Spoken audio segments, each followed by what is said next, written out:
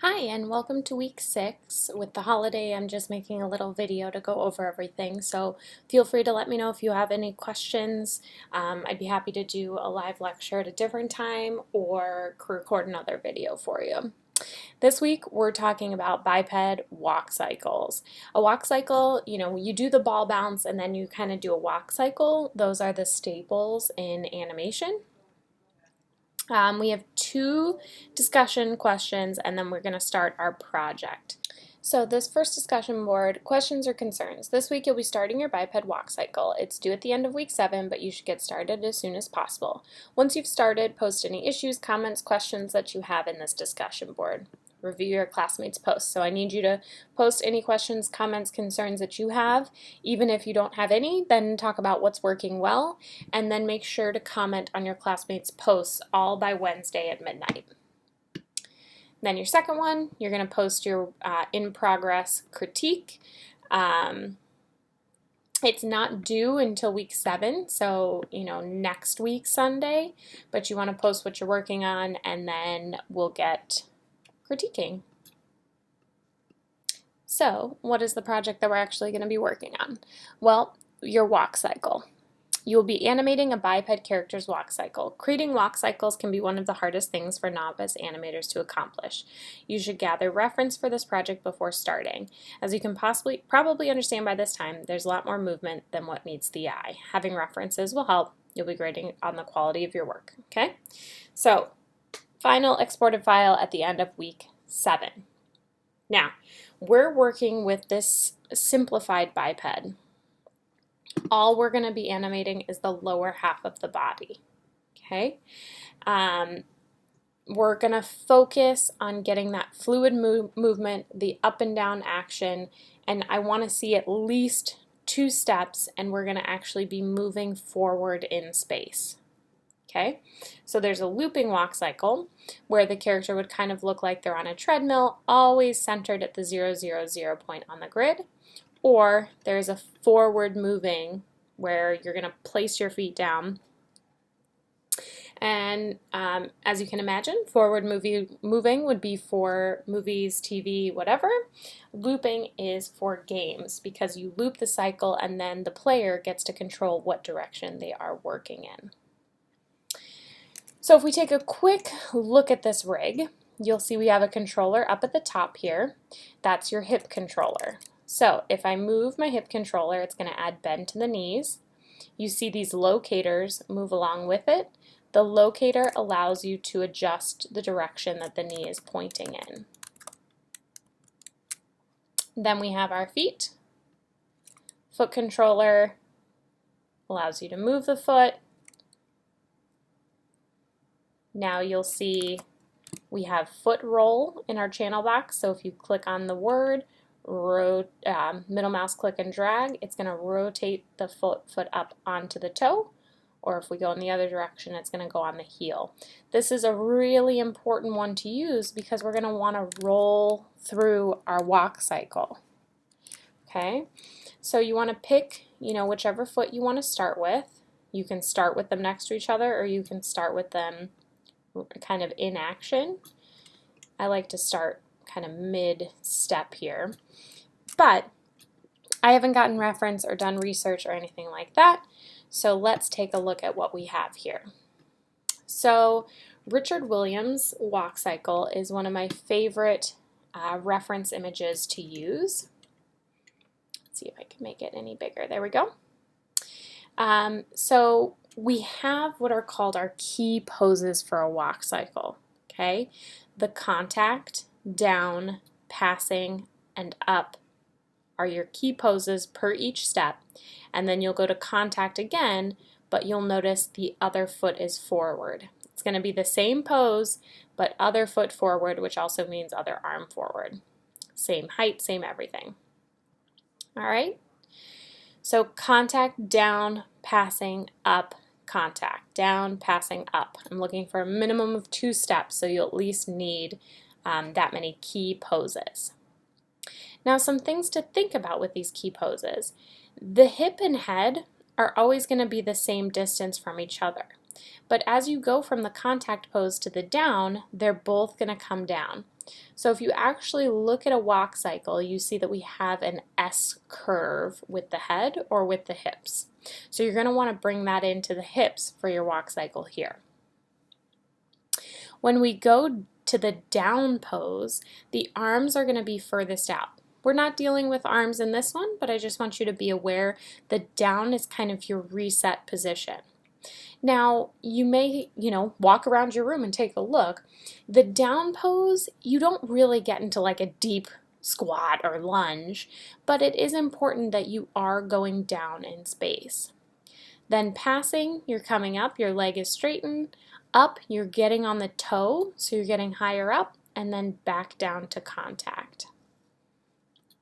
Here's just a closer look at that original pose sheet.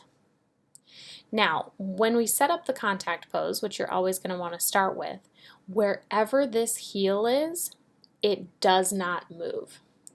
So if you can kind of see, no, it's not going to zoom in like I want it to.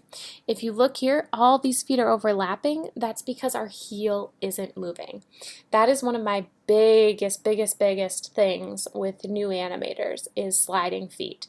So with this, especially since we're just focusing on the legs, I do not want to see any sliding feet.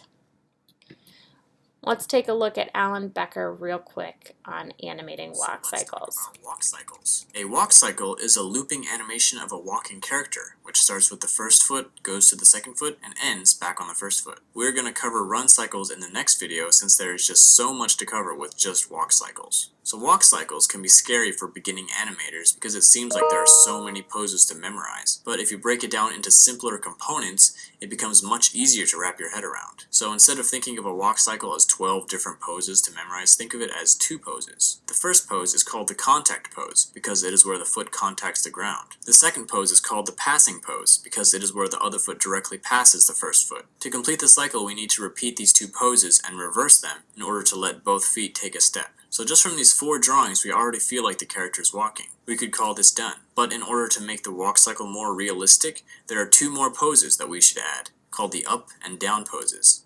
These are where the head is highest and where it's lowest in the cycle. The down pose happens right after the contact pose, and the up pose happens after the passing pose. If we didn't add these poses, the walk would look very flat, with no bounce at all. So if you're just starting out, it's okay to just use 2 poses, but know that ultimately there are 4 poses that go into each step of a walk cycle. We are going to be using when making all a character 4. walk across a screen, some people will make the walk cycle first and move the cycle across the screen.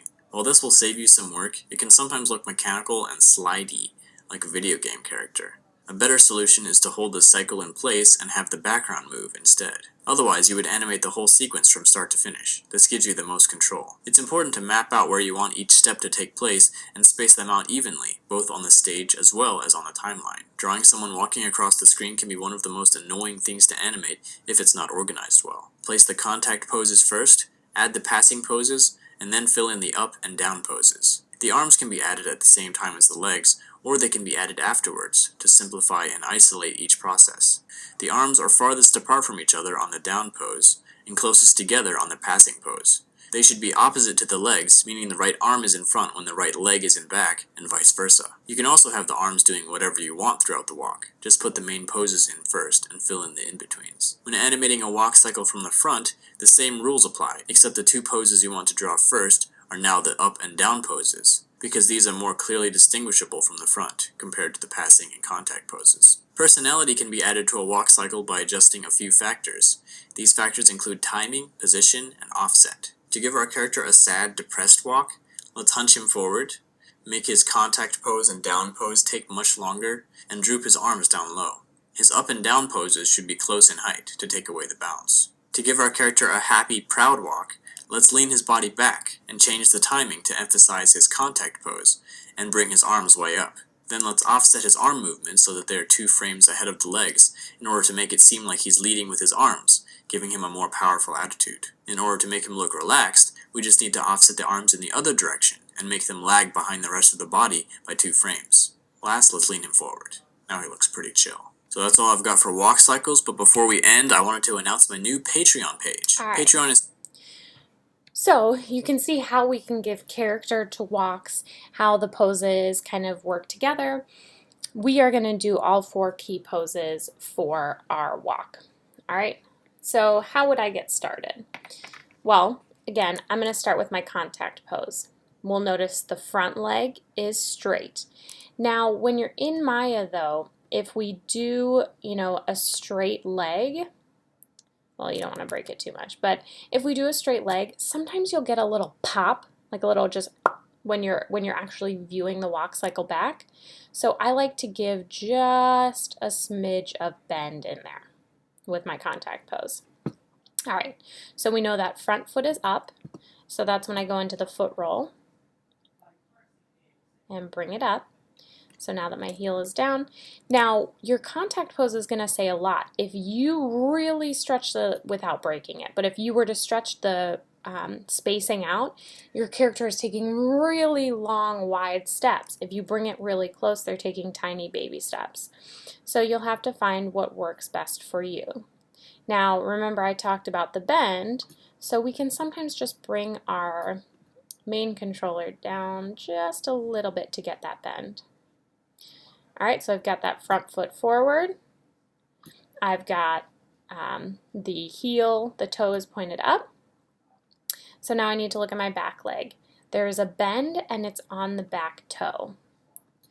So we need to add that foot roll to get the bend. We need to move it back in space.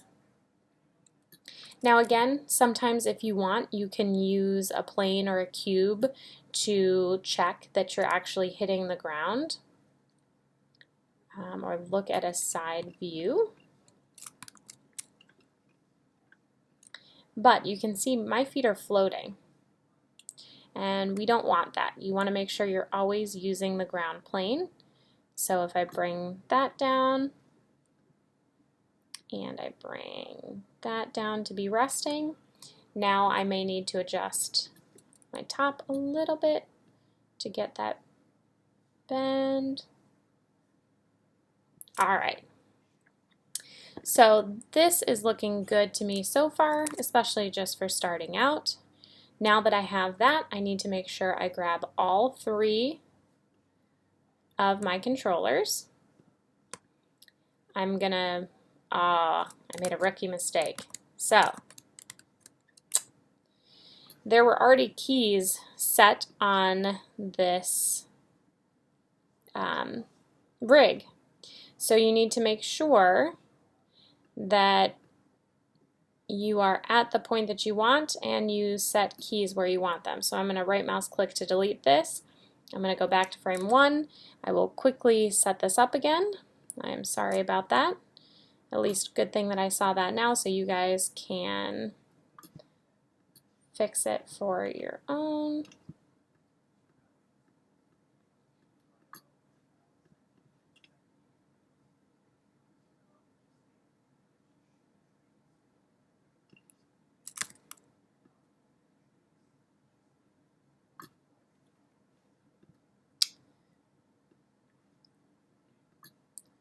Again, it's really important to make sure we are exactly on that. We're looking good. All right, so then now we can grab all 3. I'm holding Shift. Got all 3 selected. I'm going to hit S. So now I've set this at frame 1. I'm going to delete this key that was in here. All right, so I've got my contact. Now, you can think about timing in different ways. This one, for instance, has 1, 4, 7, and 10.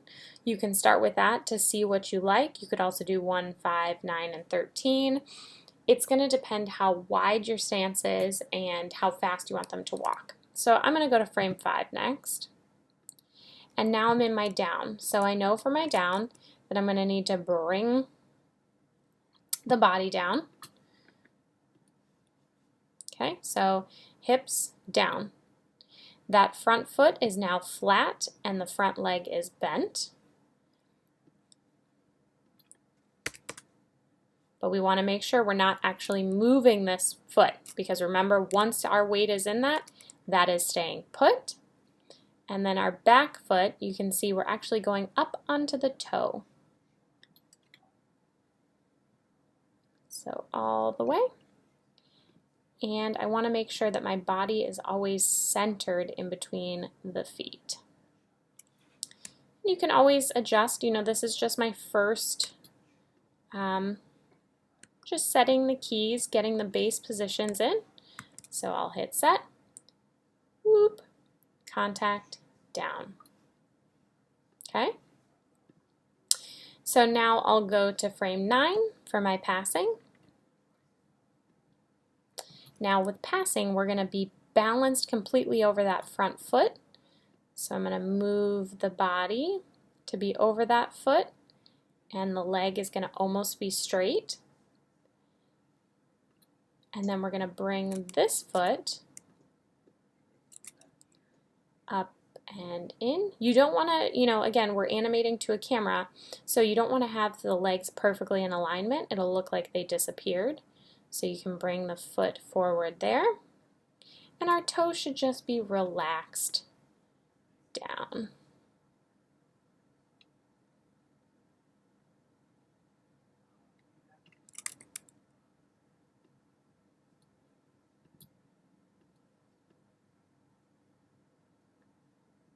If you want to add a little rotation, you can do that as well. Okay, so grab all 3. If you want to set keys along the way, you are more welcome to. You don't have to wait till the end and set the entire thing. If I move the foot, I could set the key, anything like that. So now contact down, passing. I'll go to frame 13. The up is going to bring us onto this toe here. Our weight is going to be centered in the middle. This foot is going to come forward.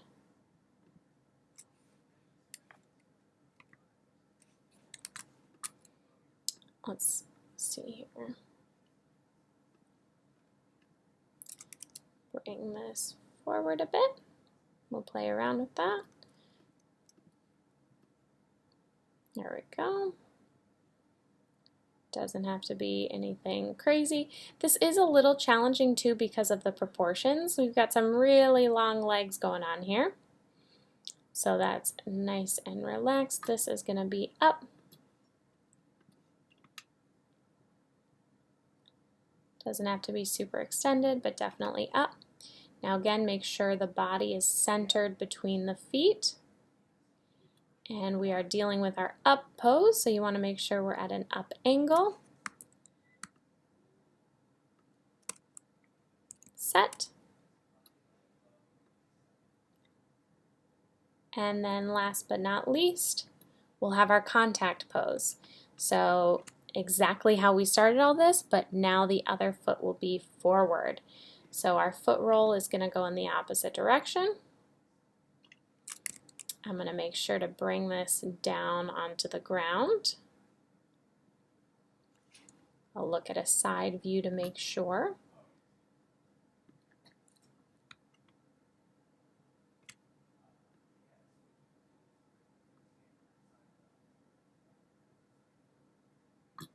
Okay. Bring the hips down a little bit to give that little bit of a bend in the leg, nothing crazy.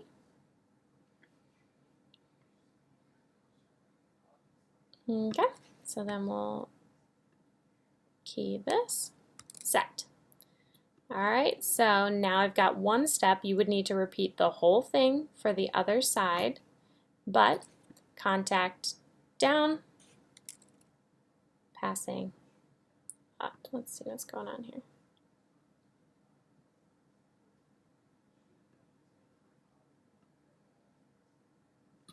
There we go.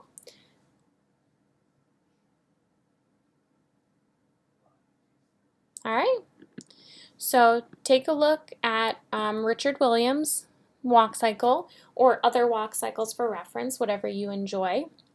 And then get started on your walk cycle and the discussions, and let me know if you have any questions.